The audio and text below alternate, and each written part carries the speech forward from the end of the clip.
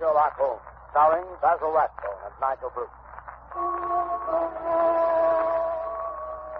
The makers of bromoquinine cold tablets bring you another adventure of Sherlock Holmes, with Basil Rathbone as Sherlock Holmes and Nigel Bruce as Dr. Watson. Friends, when you're the victim of a cold, remember this. Bromoquinine cold tablets are made exclusively to help relieve the usual distress of cold. They're not a cure-all. They're made for one purpose, and one purpose only, to help relieve the common miseries of a cold. The ache, the pain, the fever, and nasal stuffing. That's why they do such an effective job. Give yourself the advantages of specialized medication. When a cold attacks, take bromoquinine cold tablets as directed, and only as directed. Now, here we are again in our habitual armchair in front of Dr. Watson's fireplace, waiting for the good doctor to put down the evening paper. Oh, I beg your pardon, Mr. Manning. I didn't see you come in. I was reading about your latest American gang shooting. Yes, crime seems to be riding high, wide, and handsome in most of our big cities, I'm afraid. What a pity we haven't got Mr. Sherlock Holmes on the job. This is just what I was thinking. But on the other hand, these gangs of racketeers have sprung up since he retired. Perhaps he wouldn't know how to handle it. Rubbish. I can remember just one case we handled back in 94. It was concerned with Giorgiano, the worst gang leader New York ever had. They didn't call it racketeering in those days, but it amounted to the same thing. Kidnapping, blackmailing, bombing, terrorizing innocent people. By during the course of that particular case, Giorgiano had one man taken for a ride, as you call it. Yeah, that sounds interesting. Why don't you tell us about it? Well, it's a bad story. Let me see. It was in November in the year 1894. Holmes and I were sitting in our rooms in Baker Street. Well, I thought you said this story was about the head of a New York gang. Yes, so I did, Mr. Manning, so I did. Don't you interrupt. Even famous gangsters have been known to travel about from time to time. Well, as I was saying, Holmes and I were sitting in our rooms in Baker Street, and our housekeeper, Mrs. Hudson, ushered in a friend of hers, a landlady who kept lodgings in Great Orm Street. Holmes invited her to sit down. The poor woman was obviously harassed and kept sucking away at the fringe of her cape.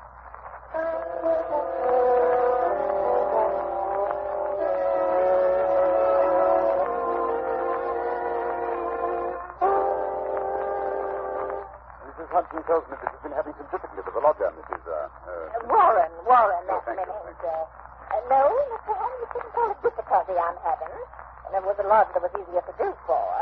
It's just that I don't see him from one weekend to the other. Oh, come now. That's nothing to be uneasy about. My blessed Mrs. Warren, if I were your lodger, there would be many occasions when you wouldn't see me for weeks at a time. I work a good deal at night, you know, and do my sleeping by day. Oh, no doubt, Mr. Holmes. But this is different. He never goes out, not even at night. I've waited up to find out.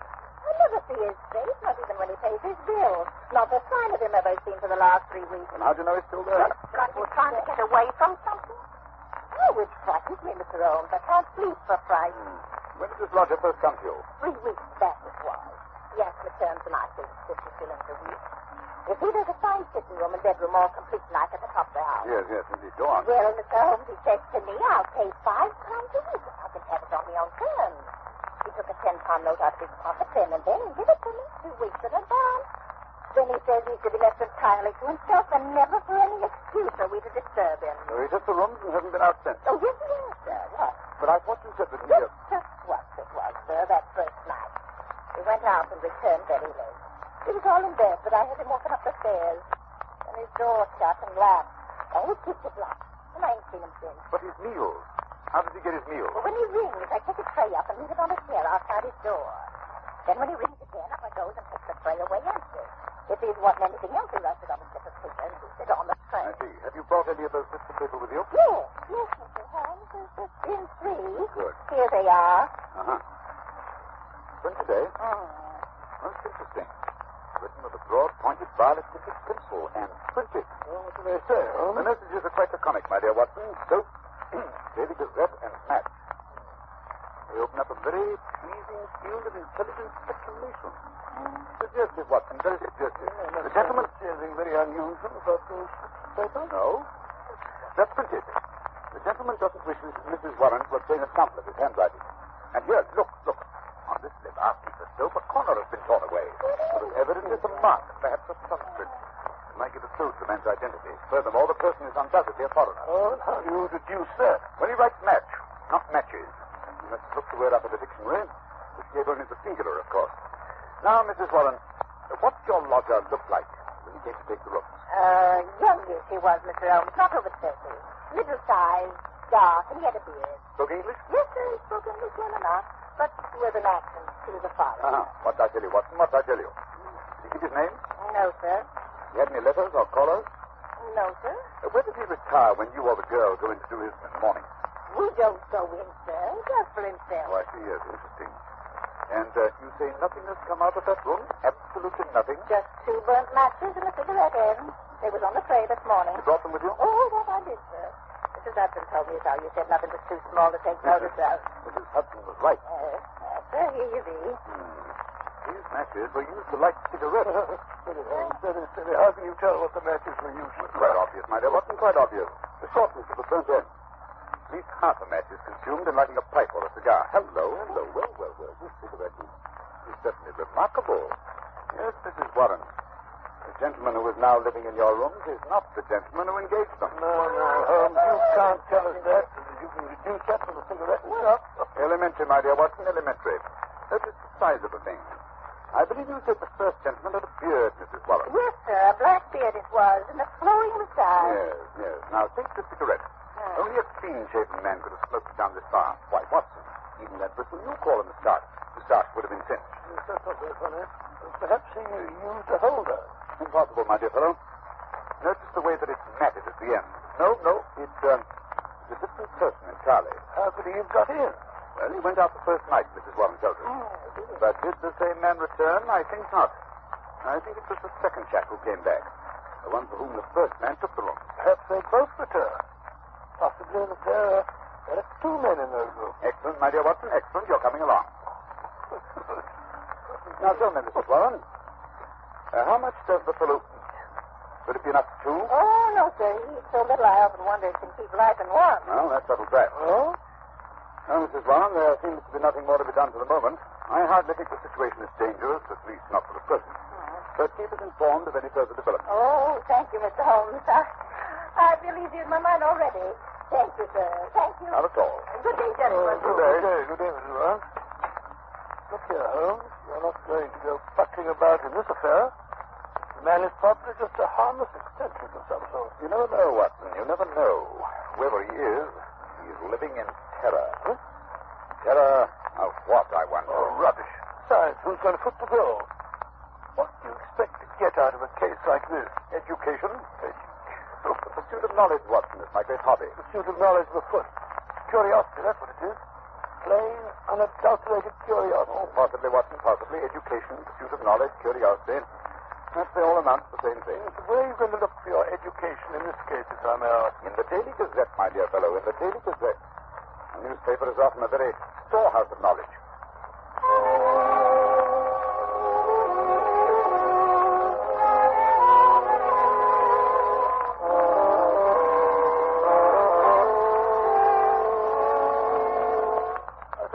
Every time I look at you, you have your nose buried in a copy of the Daily Gazette.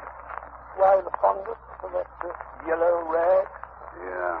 The Daily Gazette is the paper Mrs. Warren's mysterious lodger asked for, remember? Well, what of it? What can you discover from a common newspaper? The answer is nothing. Nothing at all. Here it is 4 days since we heard of that mysterious gentleman, Mrs. Warren. What have you unearthed? Nothing. Absolutely nothing. No, you're wrong as usual, my dear Watson. I've unearthed enough. We interrupt this program to bring you a special bulletin from the NBC newsroom in New York. President Roosevelt will address the joint session of Congress at noon tomorrow. We return you now to the adventures of Sherlock Holmes. My chief enemies to the hiding place of the mysterious lodger. How would you go about keeping in touch with him? Just right now. Through the papers, my dear fellow, through the agony column. And since Mrs. Warren's lodger received only one paper, the notices must appear in that. Okay. See now, but how can you tell which notice is the one we're after? By elimination, Watson. By elimination. Take this paper, for instance. The edition which appeared 2 days after the lodger took up his residence with Mrs. Warren. The agony column, huh? Let's have a look. Dear me. What a collection of groans, cries, and utter nonsense. Oh, perhaps, my dear Watson, perhaps. But nevertheless, an invaluable hunting ground for the searchers after education. Well, go on. The first one reads, surely Jimmy will not break his mother's heart. That's a very certain. Listen to this. It's the lady who fainted in the Brixton bath. Disregard that. The lady doesn't interest me. Here's another. Every day, my heart longs. Oh, bleach, Watson. Unmitigated bleach. Go on, please. Well. Be patient. We'll find some means of communication. Meanwhile, what's this column? It's signed G. Sounds more plausible, eh? Are there any others? Yes. 3 days later, we picked up the trail again. Here it is. There, that one. And making successful arrangements, patience and prudence, the clouds will pass. G again. Yes, nothing for 2 weeks after that. Then comes something more definite. Here. The park is clearing. If I find chance to signal, remember code. A1, B2, and so on. You'll hear soon. Oh, what for, G? Let go. Things are warming up. Oh, see who that is, will you, Watson? Sure. I'm sure you wanted to run. Thank you so much. Well. What is it? It's the afternoon copy of the Gazette. It's just arrived. This is how they kind of ordered up. Good. See if there's anything in it. House of Parliament in heated session. Actress has pearls stolen. Oh, come on. Give me that paper. Look out, Holmes. You tell. Snatching a paper out of a fellow's hands like that. Nice manners, I must say. Here we are, Watson. Here we are. I read house with white stone facing, third floor, second window left after dusk. G. Ha. That's definite enough, Watson. That's definite enough. Hello. What's that? Look out of the window, will you, Watson? Your friend, Mrs. Warren. I said it. She must be excited. Her hat's on the side of her head, and she's puffing like a steam engine. There's Mrs. Hudson. Just let her in. Yeah, something's happened. We weren't there. Confound it, Watson. I hope nothing did it. Come in. Oh. Mrs. Warren, what's up? Oh, Mr. Holmes, sir, I come as fast as I could. Well, here, take a chair and get your breath. Oh. No, wait a minute. Sit down. Oh. That's better. Now then, what's happened? It's a police matter, that's what it is. I'll have no more of it, and I won't. I'll pack in my bag and baggage. I'm at the end of my patience, I am. When it comes to knocking my old man about... Mr. Warren, well, treating him rough anyway. Who did that? Well, that's what we want to know. It was around 11 this morning. There was a fog, you remember? Well, I sent Mr. Warren around to get me some money in for the stew we were to have for lunch. Well, he says he got no more than 10 paces down the road when 2 men come up behind him, threw a coat over his head, and bundled him into a cab that was standing beside the curb. 12 o'clock, 1 o'clock, and he don't come back. And there am I in me stew left waiting for the onions.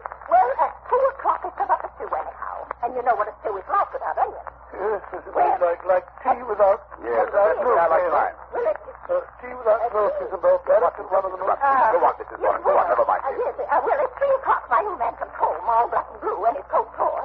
At first, I think he's been in some pub. He's got a weakness for a drunk now and then. Yes. Well, go on, please. Pretty soon, I see he's not drunk, just dazed, and he tells me he's been driving around for 2 hours with a couple of men threatening him, and finally they opened the door and shoved him out. And when he comes to, we found he was on Hampstead Heath, so we took a bus home, and there he lies now on the sofa, moaning and groaning. Indeed, most interesting. Oh.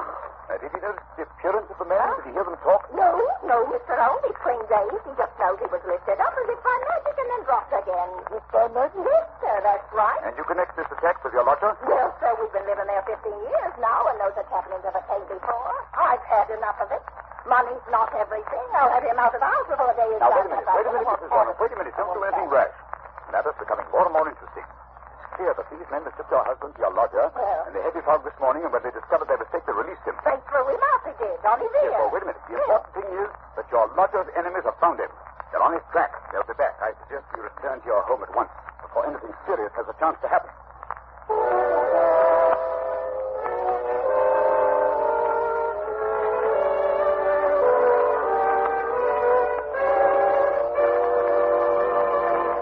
Just a moment, we'll rejoin Sherlock Holmes as he endeavors to solve the mystery of Mrs. Warren's lodger.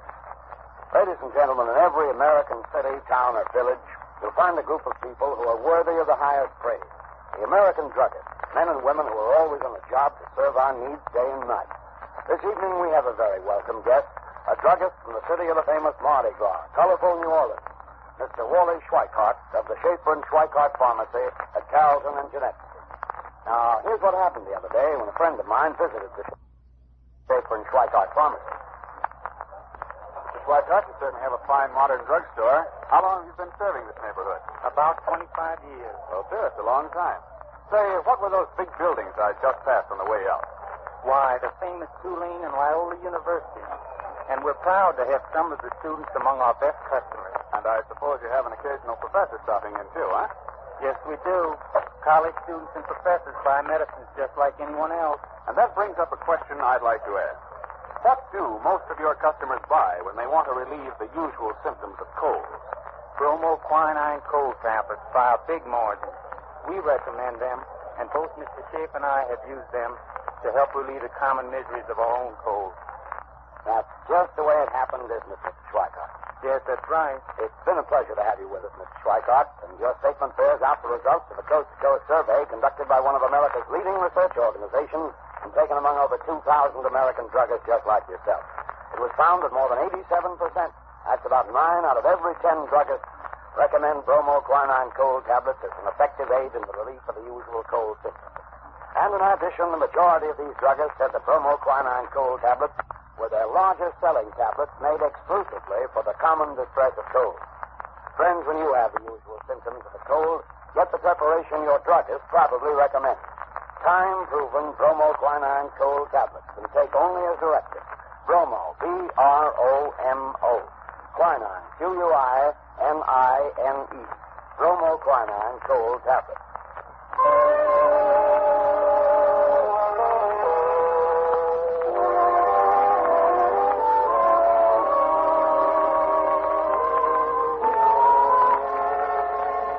This is my house, sir. It's very tidy indeed. Starched curtains, polished doorknobs. I do my best, Mr. Holmes. Now, we'll direct it, McKee. Those windows on the top floor where the lamp is lit. Those are the lodgers' rooms, I take it? Yes, sir. Oh, here's the key. You slipped inside the letter and the bag. Will you come in, gentlemen? Holmes? The door's open. Come on in. I say, why are you staring at that house across the street? You see it, Watson? You see it? Of course I see it. I'm not blind. High red house with white stone facing. Of course. The message. Yes. Watson, that is undoubtedly the signal station. Notice the to let sign in the window? An ideal spot, my dear fellow. An ideal spot. Yes, I was supposed to be gone inside. We're keeping Mrs. Warren waiting. Right, Watson. Practical as usual.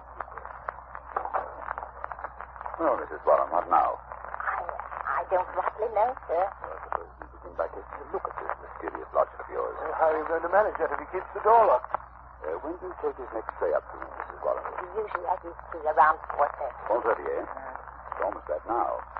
Is there any chance, another room with a door opening onto the corridor? No, sir, that is... Oh, wait a second.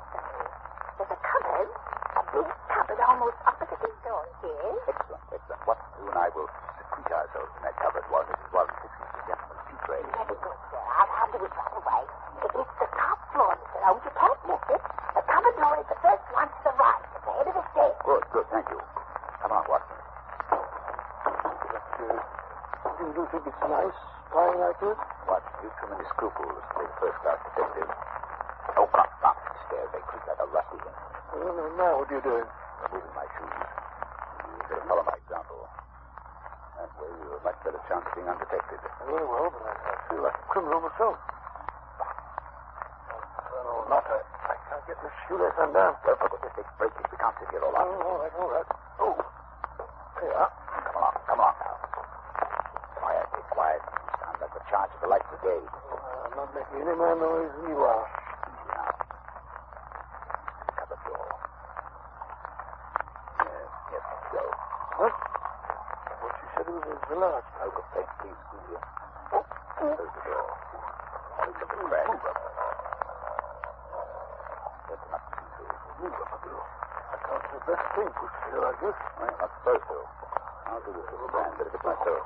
Here comes Mrs. Warren now. Stop that noise, Watson. You're pumping like a grappler. Yes, here she is.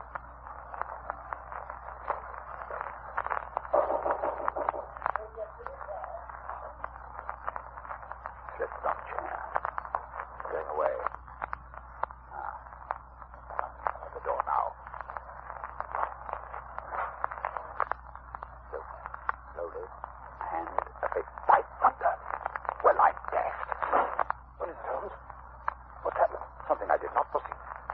downstairs. Quickly, Watson. My own excitement.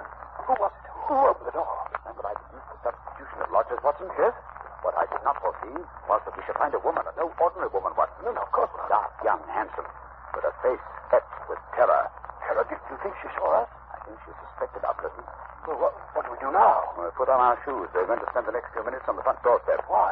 You remember the message said that G would communicate with the lady at dusk today? We must keep an eye on the window opposite. Yes, but that's It's almost dark now. Come along.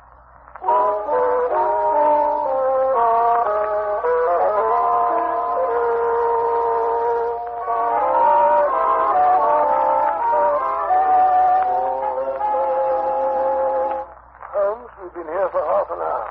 My fingers have practically numb. Perhaps your friend has seen us and been scared off. Well, it's always too dark. It's more likely that something has happened to prevent his coming. Hold on. There's a light over there now. Yes, I can see a shadow. Look, there he is. Pale face. Just as the pair. He's got a candle peering across. Once they're sure she's there. Now we see this flash. A single flash. Say, take the message, Willie Watson, so we can check up on each other. Oh, I will. T. That is S-T-A-T-S. Wait a minute. There's down. Another T. That was the beginning of the second word. Now E. Then comes an N. Long one this time. It's another T. An A. It's not. Oh, surely that's not all. At Tenta. At Tenta-night. That's why break off. I had it. T-A is initial. Let's go again. Why she's got a waist like that? I can't keep up with it. Wait a minute. The same message over again. Curious, Watson. Attenta. Must be in cipher home. Not a very obscure cipher, Watson. It's Italian. Attenta means beware. It must be urgent. Very good, scared. Still the same message. Attenta. Hello. You broke them off. The light's gone out. Someone's broken the window. What's that? Quick, Watson. We must get in there. Something violent is happening.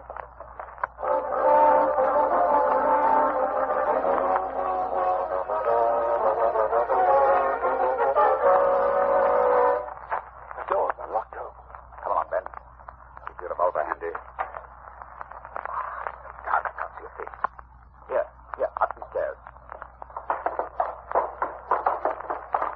Hello. There's a candle, but he's off it. It's warm. Light a match, Watson. That's better. Let's look around a bit. Oh, so quiet. Almost uncanny. Where could he have gone? There's the broken window. And here, look here, Watson. Blood. A trail of blood on heavy objects has been dragged along the floor. Use this cupboard door. Open it, Watson. Is it out? Oh, very well. Holmes, look. On the floor, a man. On his back and covered with blood. Look, there's a knife. A knife sticking straight up. Driven blade deep into the body. A terrific blow. Give me that candle. Let's have a look at it. Yes. There. Look at the red circle drawn on the floor under his head. A halo in blood. Holmes, what are you doing with that candle? Finishing the message. I think it will be helpful. Let's get to the root of this mystery. I must find out how he got there. You mean this man? Then you recognize him? Naturally, Watson.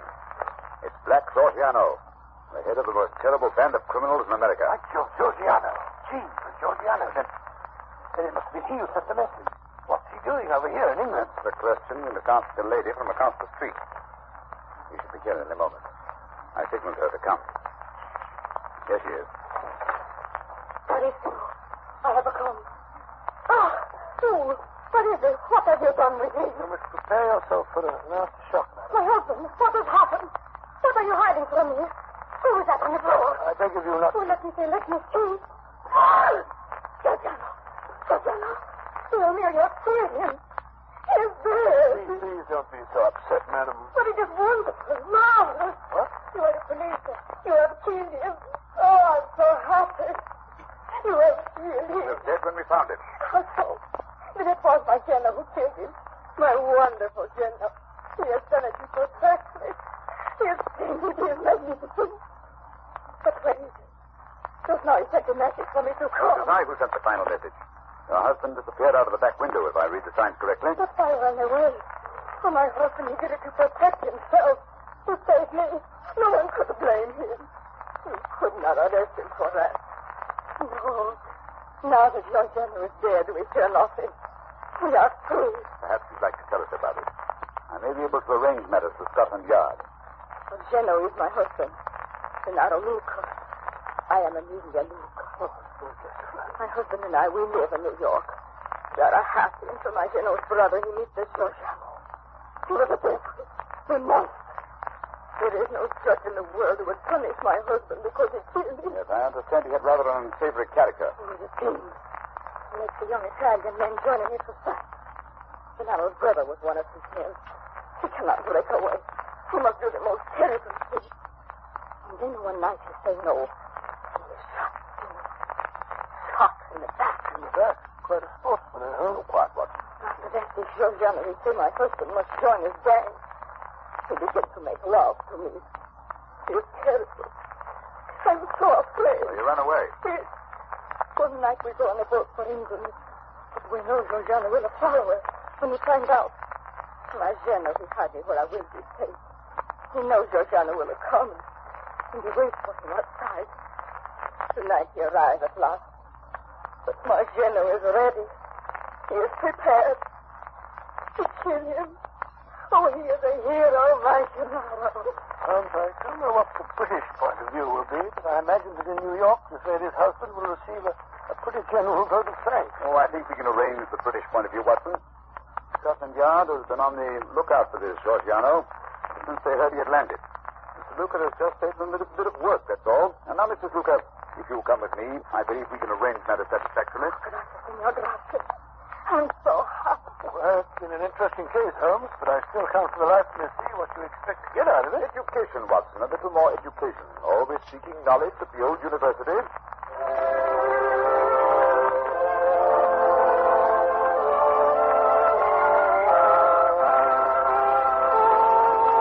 Just a moment, Dr. Watson will be back to tell us about next week's story. Ladies and gentlemen, when colds are prevalent, act wisely. Don't neglect the cold. Rest and avoid exposure. Remember, if neglected, even a so-called light cold may lead to more serious illness. But if a cold attacks with its headache, pain, nasal distress, and fever, take bromoquinine cold tablets. They go right to work to help relieve the usual miseries of a cold. They're specialized medication, and they work internally. They bring prompt relief, grateful relief, and they are time-proven. They're known and sold everywhere to help relieve the common discomforts of cold. Yes, you can take them with confidence. So when you have the usual symptoms of a cold, get busy and take bromoquinine cold tablets. Use only as directed, and be sure to get the real thing. Look for the letters LBQ on the tablet, and always ask for them by name. Bromo, B-R-O-M-O. Quinine, Q-U-I-N-I-N-E. Bromoquinine cold tablets. Now, Dr. Watson, what about next week? Well, next week I think I'll tell you an adventure that took me on a wild goose chase halfway across the continent of Europe. A case which Holmes solved by opening a coffer.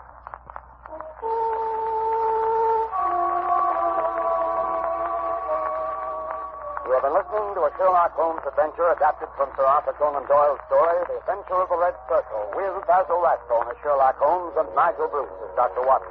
The dramatization was by Edith Miser, musical interludes composed and conducted by Lou Crossmark. This program is presented from Hollywood each week at this time by the makers of bromoquinine cold tablets, prompt relief for cold distress. This is not Manning speaking. Christmas seals are the stamps that help fight tuberculosis. Your contribution to the health and strength of our nation. Buy your Christmas seals today. This is the Red Network of the National Broadcasting Company.